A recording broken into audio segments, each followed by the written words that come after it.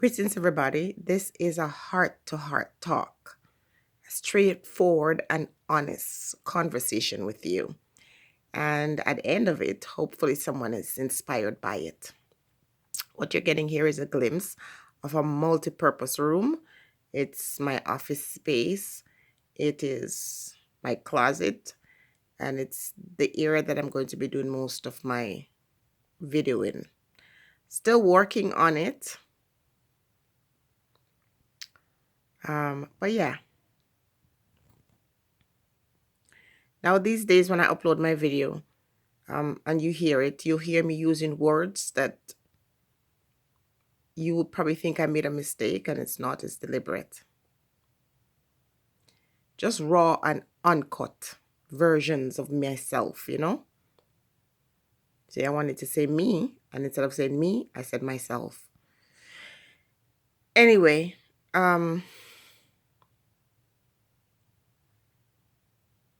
I just want to say, and I want to appeal to anybody who's listening, who is going through this right now, that sense, that uncertainty that you're facing, that you're dealing with, that sense that something is not right, that feeling, like I'm feeling unfulfilled. I want more out of life. Why is this not happening for me? And you look and you see it happening for other people, and you're thinking to yourself, what is wrong with me? It's not like you're jealous of other people's life. It's just that you work really hard and you're just not seeing the things manifest in your life that you would want to see. And though I've given you tricks and tips that I have used for myself, I must share this with you. For many years, I was always in the pursuit of happiness. I share personal stories, and of course, you would understand that those are painful things in the past, and that left me feeling unfulfilled, unhappy. I was always searching. So I sort of focused on education. First, I had to get my high school diploma. I wanted to be certified here in Canada. And then I went and I took some business courses. Then after that, I went to university and I took, whatever education that was available to me and whatever pursuits I had at the time. And then I worked for 7 years. I worked in banking, I worked in insurance, accounting, but still feeling unfulfilled. And then I started working with children, start being in the classroom. And that was the first time I felt like, yes, yes, yes, I'm good at this. And there are days when I would be having a bad day and I'd be thinking to myself, oh my goodness, I don't want to see the kids today. I'm just in a bad mood. I had a disappointing news, or somebody was bothering me on my job, or just not feeling happy in general with my situation. And I would think, okay, I don't want to see the kids. And they would walk in the room and they would light it up. And I'm not talking about small kids alone, older kids. And just the way the kids gravitated towards me and I was feeling about them, I felt like this is my calling. But something wasn't sitting right still. Things were happening, and every time I got to a threshold where I say, okay, this is it, I finally find it, something happens and I am moved from that, whether I make the decision to move away from it or, life happens. So I'm searching. I'm like, okay, come on. There's got to be something that I'm good at, because even though I'm doing all these things and I get accolades on my job, or, I still don't feel accomplished. See, we have to stop watching other people's life and let other persons determine, success for us. You have to determine that for yourself.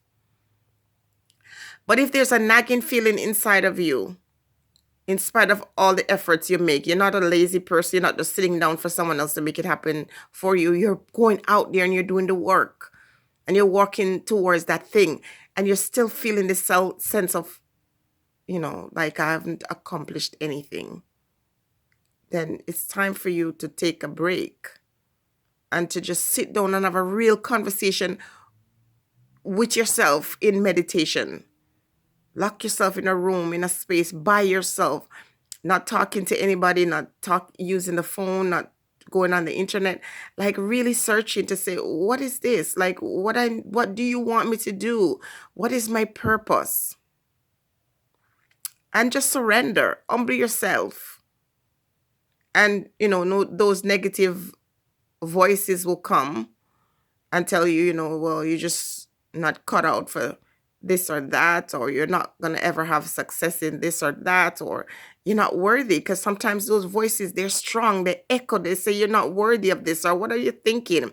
Especially when you have people on the outside telling you, oh, you'll never accomplish this or that, or you'll never be able to do this or that.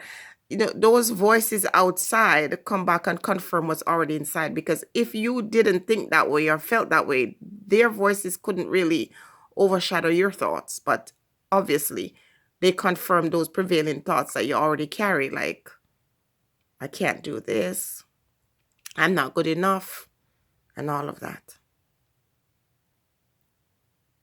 So for years, I'm in pursuit of all these things. I'm thinking this education or this experience is going to make me better. It's going to make me stronger. It's going to make me more successful. And none of that stuff. None of that was making me feel accomplished. To be honest with you, to this date, I still struggle to find my place. I must say find my place. I'm still a bit uncertain as to the path that I should go, or, because I don't think you should just sit and just wait for, that guiding hand to just take you exactly where you need to go.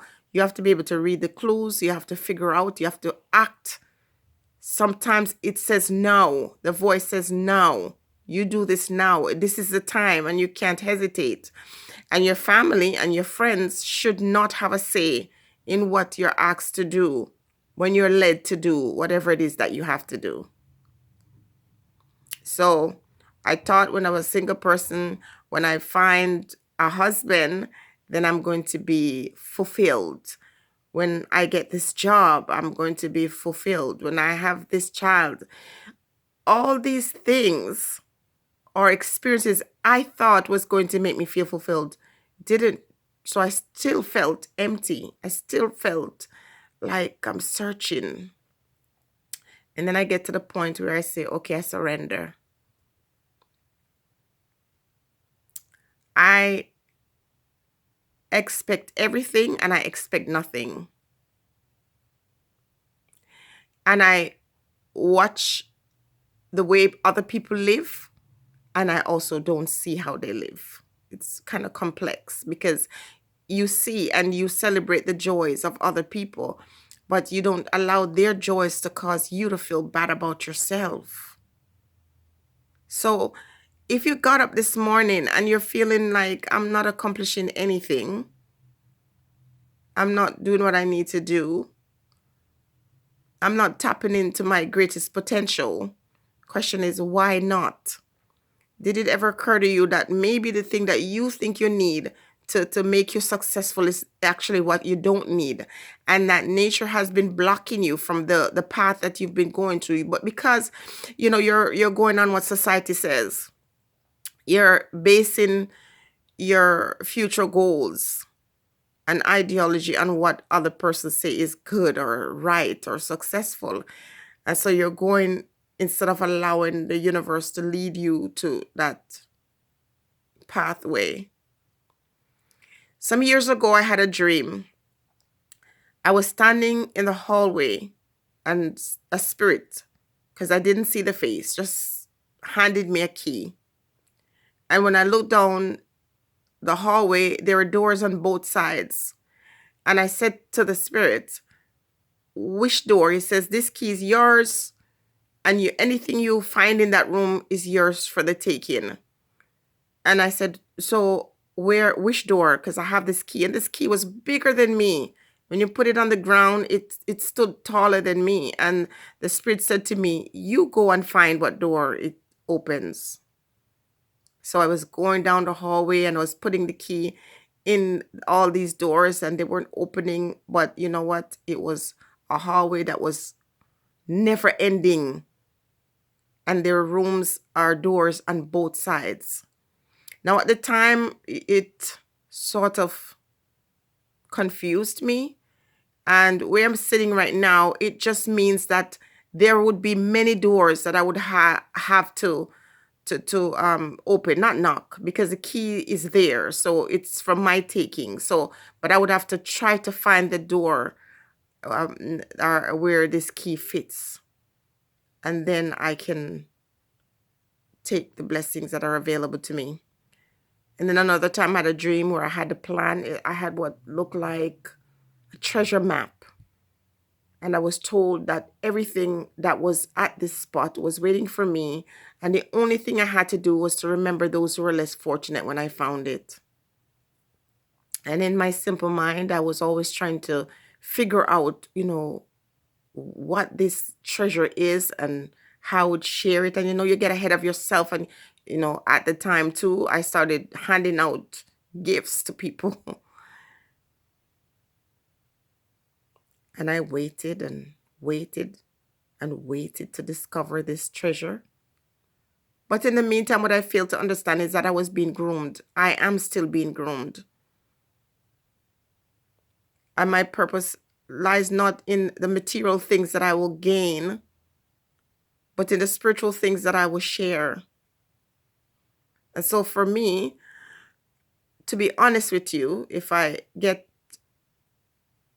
outside of my head, I'd say to myself, you're just not successful. You're not accomplished. You didn't accomplish what you set out to do. And that would be true, because in spite of all the so-called education that I gained, it didn't materialize the way I thought it would. But you see, some of us are not given certain things because the purpose and the plan for our life is to keep us humble. So you find yourself taking 10 steps up and 100 back, and you're feeling, oh my goodness, somebody did witchcraft on me or obia on me. And sometimes it's true, sometimes it's not. Some of us will never gain a certain level of success because it will get to us. Some of us will not be able to handle the fame and the fortune. It will steer us off our track, take us off the beaten path. We'll get very arrogant, very, egotistical. So we're not given certain blessings because we can't handle it, and it will take us. And if the Spirit or the divine grace within intends for you to do something, it knows. And I say it for lack of a better word, but they know your spirit. They know that if you are given too much material possessions, you're going to stay off course and you're not going to fulfill the work that is there for you. It's very difficult to be very accomplished and not see that materialize financially. But as much as you have power and you have the ability to make things happen and draw certain things to you using willpower, there are times when there's a blockade. There's a block, and sometimes it's blockage from other people, but sometimes it's blockage from the ones who have the intention for you to go out there and do a particular job. As you keep searching yourself and you're feeling so upset, you get depressed because you're like, okay, why am I told that I'm the best when it comes to doing this or that? You see it for yourself. You don't need anyone to tell you that. But why am I not getting the kind of success that I think I deserve? It's because all these disappointments that you experience in life, all these things that you're going through is really preparing you for that moment, that moment of greatness. And it's not a greatness that you have to dwell upon. It's for other folks to tell you you're great. The moment you start telling people, I am so beautiful, I'm so wonderful, I'm so brilliant, I'm so this, that, or the other, you cannot be used. Self have to be sacrificed. Ego and pride. And I can tell you that if there wasn't a tight rein on me, that I would be proud. That I would be a proud person, that my ego would get the best of me. So even now, when I'm, heading out to do something and I start to feel like, yeah, I can do this. I can carry this off, or I can make this happen. Right away, I get shut down. There's disappointment because I'm always reminded it's not about you. It's about what I want to do in you and through you. So like a child who gets, punished, and it's not really a punishment. It's discipline, to say, you sit in this corner and you think about it. Think about your actions. Think about your ego. Sit down. Sit yourself down right there, like your parent. You're a parent and you talk to your child who is getting a bit too much. When we're disciplined, when we have a purpose, and we all have purpose, don't get me wrong, but when there's a particular thing for you to do and you decide that, well, I want to do this for whatever reason. I want acceptance. I want respect. I want, accolades. And that's not the intention. That's not the purpose. That's not the goal of the one who uses you, or the ones who choose you.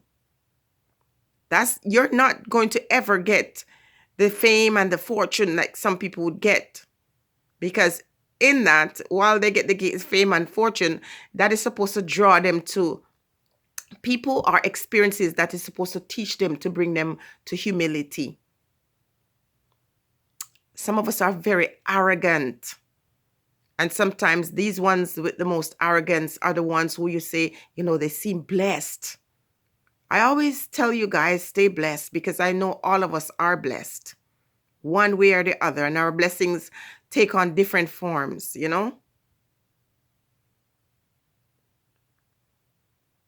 Sometimes we just have to sit down in our little dark room and grow and learn from our experiences. Sometimes we feel sad, and when we talk to, whether it be your God or your divine self or the universe, and you're saying, well, when is it going to be my turn? I thought you said that, once I surrender my will to you, you will use me, and, you'll bless me. And blessings doesn't just mean material possession. It can be health. It can be wealth, and just being able to reach out to somebody and talk to somebody who's going through something, and that person walk away feeling better. Sometimes you're in a position where you can help somebody financially, but that's not the only way you can bless others.